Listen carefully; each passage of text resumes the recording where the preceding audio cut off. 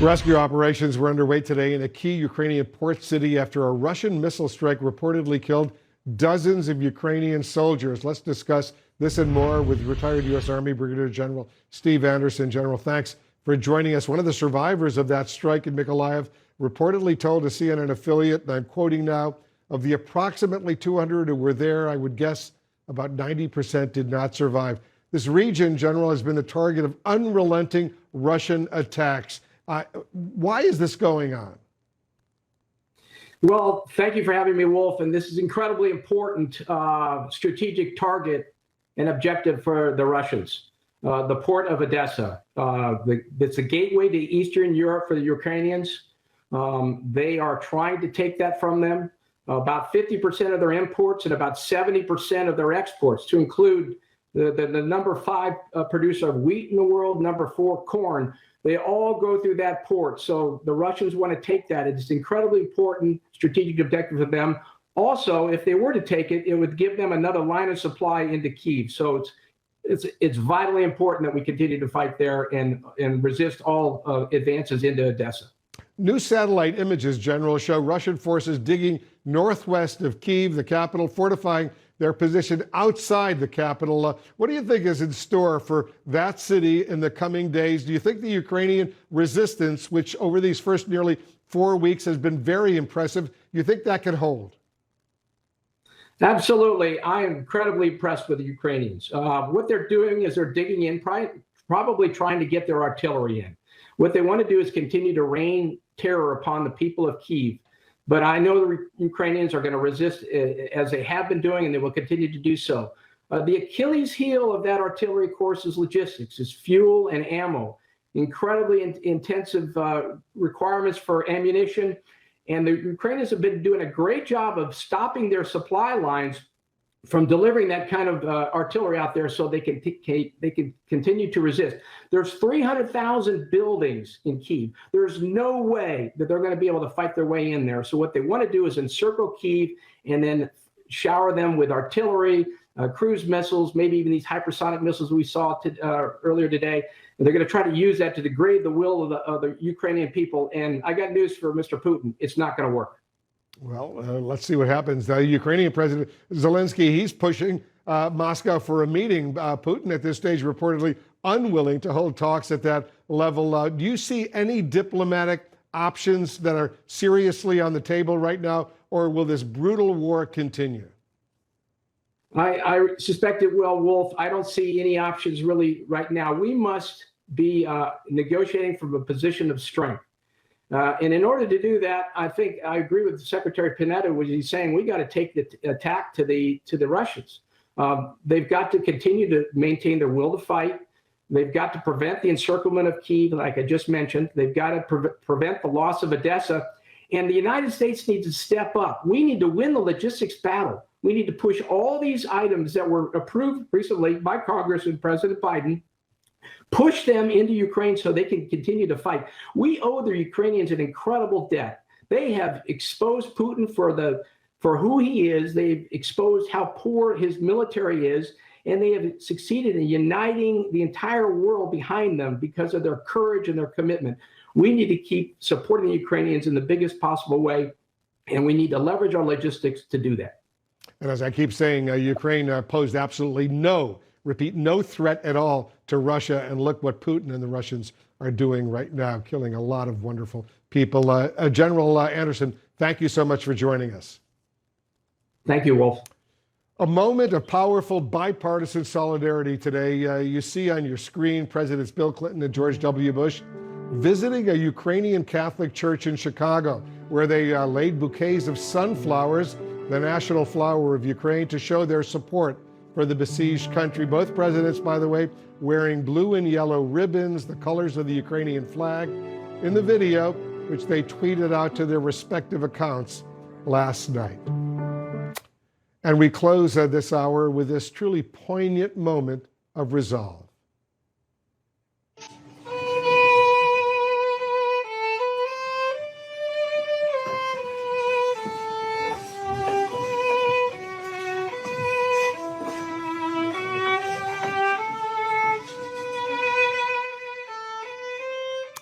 That beautiful melody is Ukraine's national anthem. It's become a song of defiance 3+ weeks into Vladimir Putin's brutal war. The soloist, by the way, is a Ukrainian soldier right in the middle of a bunker. And you can see there his audience, fellow fighters. They are all listening. They're standing at attention, some recording the special performance on their phones.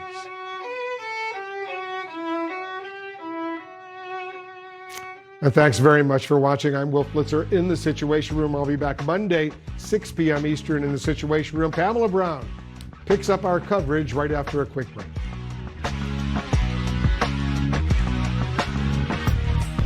It's CNN. Russia is surprised by the ferocity and scale of Ukrainian resistance. The armed forces of Ukraine continue to deliver devastating blows at groups of enemy troops. We need support from all countries. Russia aggressor every hour killed children, old people, and women. What the European Union is warning of is that if this continues at this rate, the EU could see some 15 million Ukrainian refugees over the course of the next few weeks. We heard an air raid siren, and I might add that this morning the city leadership here in Vinica says that their air defenses shot down 3 rockets over this city. Beyond this truck here, beyond the JCB working, a kindergarten. Mercifully, no children in it.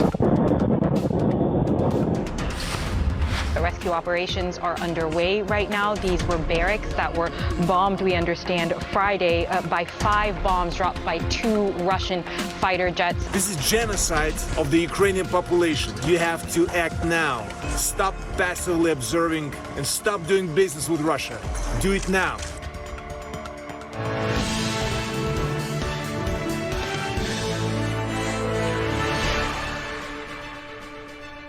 Hello from Washington, I'm Pamela Brown. You are live in the CNN newsroom with breaking news tonight on several fronts in the war on Ukraine. Leaders in the city of Mariupol say several thousand people who live there have been taken against their will and forced across into Russian territory by Vladimir Putin's forces.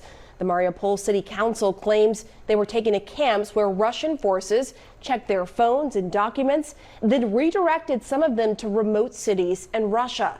Now, the council says it doesn't know what happened to the rest of them. We're going to be following that story tonight. And in Mykolaiv, rescue efforts continue at last word after a missile strike hit military housing, killing dozens of Ukrainian troops. A warning now, you may find the video we're about to show you disturbing.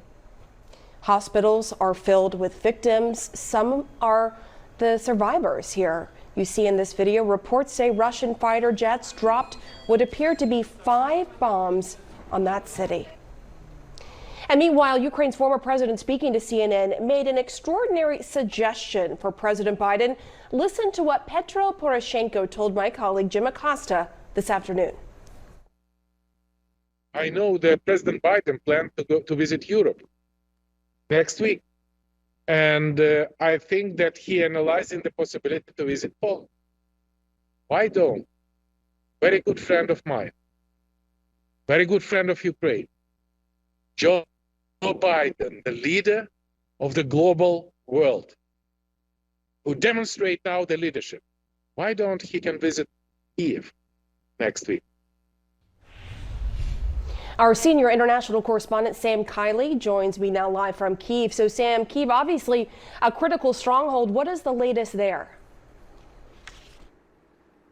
Well, I think the first thing to say is, notwithstanding Mr. Poroshenko's appeal to Joe Biden to come visit this location, I think the chances of that are nil. It is still very much under attack, although according to the Ukrainian Ministry of Defense in the last 3 or 4 days, a counterattack, they say, has been successful. So successful, perhaps, that the Russians are now having to rely on longer range missiles to attack the city. And we certainly saw evidence of that yesterday. But in the last 24, 36 hours, the Russian Ministry of Defense saying that they have pushed back the Russian forces from positions to the north of the city, to the southwest, and indeed to the east. In the east, they claim they've pushed the forces back more than 70 kilometers. But as you can hear behind me, there goes another air raid siren. These are warnings not only against aircraft, but of course long-range ballistic missiles, which seem to be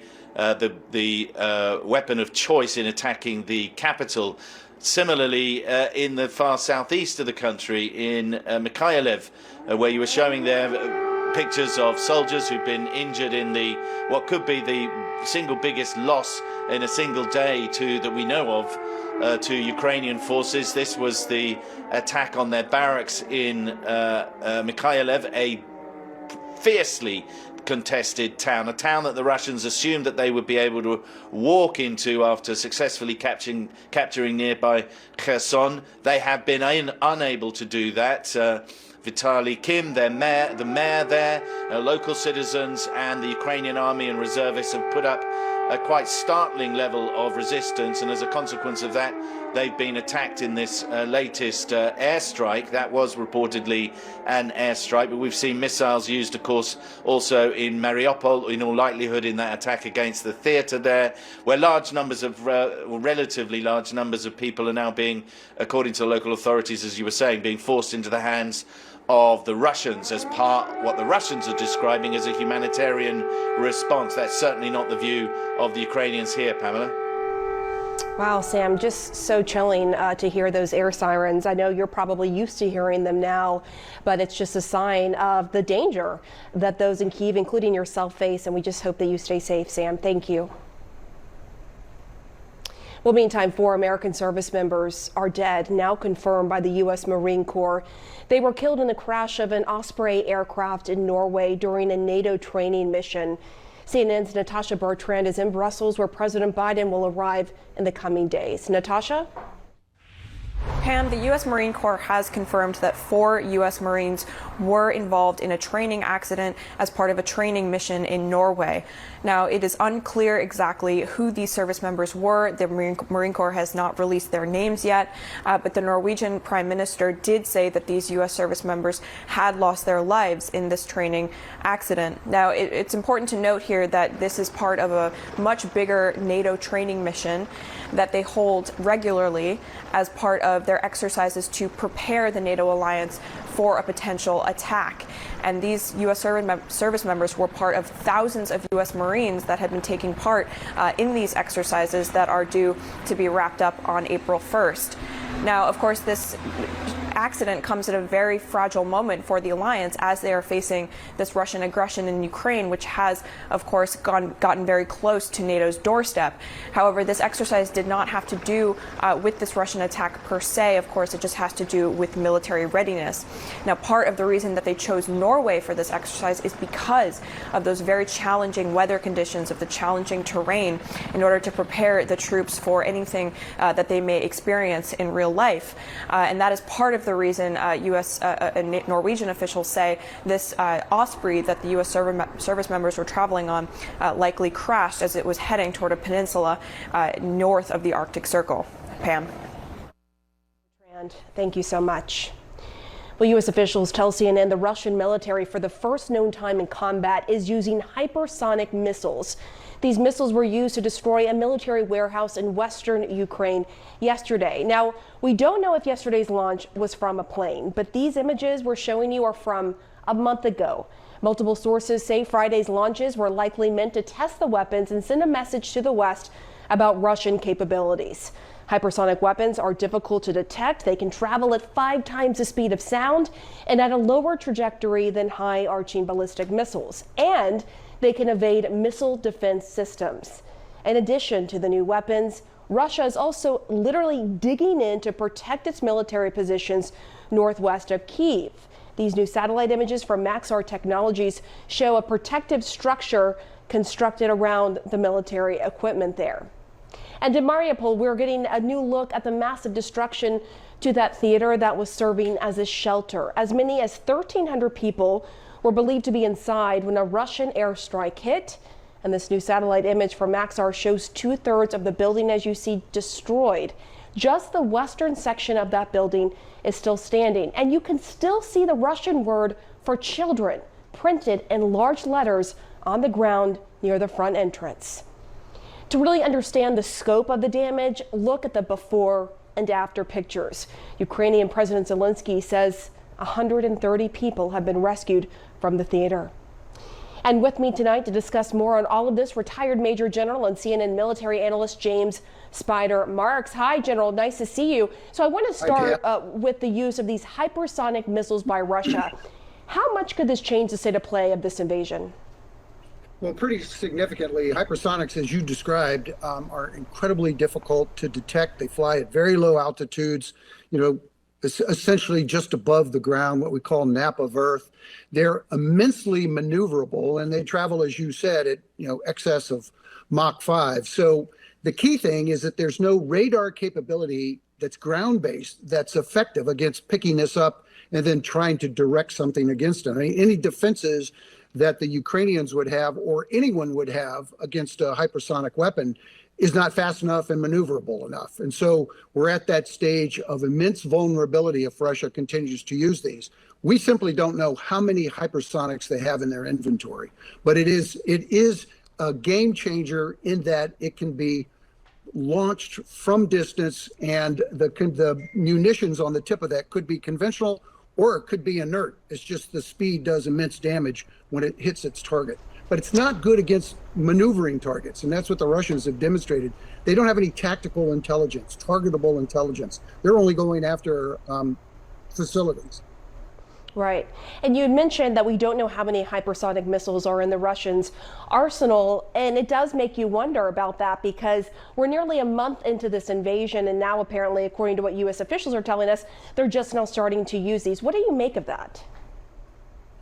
I really see, as been described by Secretary Austin earlier today or yesterday with Don Lemon, in that the Russian forces are upside down and naked, as we say. They're totally screwed up. They're not applying force appropriately. They're trying to find themselves in terms of what they need to do next. They've culminated. They haven't taken Kyiv. They haven't taken Kharkiv. They've taken Mariupol in just a brutal assault. And so they're exercising tactics now where they hope to regain the momentum. So they're using hypersonic. They're going to pull out every weapon system they have in the kit bag, and let's hope they don't use weapons of mass destruction. But they're going to use hypersonics, they're going to use rockets, they're going to use missiles, they're going to use artillery, they're going to back those things off, which is the imagery you showed of the berms, the earthen berms around equipment, indicate that the Russians are in a defensive posture. They're kind of at a stall, they're not maneuvering, and the Ukrainians are taking great advantage of this Russian lack of mobility. I want to turn to a question from our viewers. They've been flooding in today. This viewer is asking, how long will it take for Ukraine to receive the military equipment in the new U.S. aid package? A lot of people want to know about that and how that equipment is still able to get it to the Ukrainians who need it. Yeah, that aid is coming in multiple ways, obviously, Pam. And I'm not inside baseball. I am not privy to exactly what's happening. But what is happening is NATO has pre-positioned stocks. The United States has stocks that are in various NATO countries. So the additional aid simply ensures that there will be a robust and full, very fulsome pipeline. The equipment that's in place right now is continuing to go across the border from Poland, from Romania into Ukraine and hand it off to Ukrainian forces, and then they move them into their battle positions. What the aid does is make sure that that spigot doesn't turn off. All right, General Spider Marks, thank you so much. Thank you, Pam. And what do you want to know about Russia's war on Ukraine? Send me your question. You can send it on Twitter, Instagram, email me at pambrowncnn@gmail.com. I may ask it to our experts this weekend. And coming up this hour, misinformation virus, how Putin's propaganda machine is using right-wing U.S. lawmakers to brainwash Russians. Also ahead, favor return. Descendants of a family who saved a Jewish man from the Holocaust now find refuge in Israel. And as a new COVID variant starts spreading, how worried should we be about another wave? That's the last thing we want to be thinking about right now, but we're going to be asking Dr. Lena Nguyen right after this break here in the CNN Newsroom.